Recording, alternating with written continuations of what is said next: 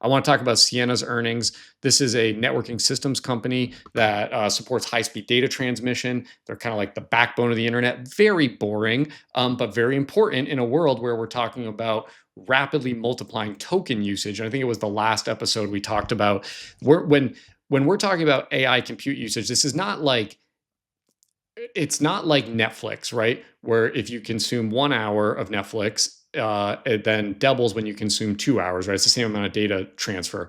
This is hitting a exponential function because of the types of functions that we're using AI for. So text generation is relatively low token usage, but then you get up to video generation, you get up to agentic usage, which is sort of self-sustaining compute over multiple hours. You get to these much more complicated processes. Data transmission actually gets a lot sexier. So talk to me about Ciena Corp and what was going on in the earnings. Ciena, it's funny. If you pull up an all-time chart on this company, it is hilarious. Like, go to Google, type in CIEN, and just look at this all-time chart. I think they IPO'd in 1997. They're up 6% all time. They went absolutely bananas during the dot-com boom. Wow. This is a company, again, Austin's looking at They right now. peaked. They peaked. Do you know where they peaked? Yeah, like probably 1999 or I 2000, meant right? I share. don't So know. they're $137 today. They peaked over $1,000 a share. They IPO'd at 129. So they basically like 7 or 8x went to a thousand over $1,000 a share, and then they've hung out below $50 a share for 30 years, Yeah, and this is a company, 20 years, 25 again, years. Yeah. just yeah, I directed coverage into technology companies. If you'd write an article about Ciena, you'd get 2 readers. I don't know who those 2 readers were. They were probably pretty depressed. This stock was doing nothing, and it had Don't talk exposure to about your mom and telecom. dad like that. They were there supporting the work that you were doing. They were Hey, enthusiastic if they're readers. still holding it, they've done well. So, but again, it's a company with no catalyst. And when we identified Ciena, I don't know, we've got a lot of new listeners since this time. Ciena is a recommendation. It's up something like 100%. I own options in Ciena in my personal account, not on the AI investor. I think those options are up 800 because there just wasn't a lot of volatility baked into the stock. It's seen as largely boring. And what they're seeing is now a dramatic takeoff because they're going from these old telecom customers to they've got hyperscalers as their primary customers. This year, they're expected to see 37% growth.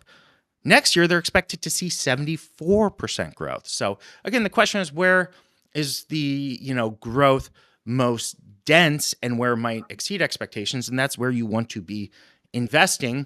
So Austin, I'll just talk about networking for a minute. What a lot of people are about to see is they're about to see the use of scale up, scale out, and scale across. And this is kind of in networking topology, how you think about different areas of being able to kind of create bigger training clusters, inference clusters. And what scale up is the rack density itself. And that's what we've talked about with NVIDIA systems that cost, several $1,000,000. They're just they're adding more GPUs to each single rack. And that's been a process that's been happening. It was one of our initial investments was in scale up. Companies like Broadcom, companies like NVIDIA, companies like our memory plays, which are now up a pretty astounding amount. I think Micron's up 70% plus. It's had an outstanding year. Scale out, which is connecting all these racks together within a data center, well, that benefited areas like Credo, which is up more than 500%. And we had specific plays for that. Now, scale across is going to be connecting data centers. We've talked about this being something that is a little bit delayed. It's going to be kind of the third area where you see revenue flow through.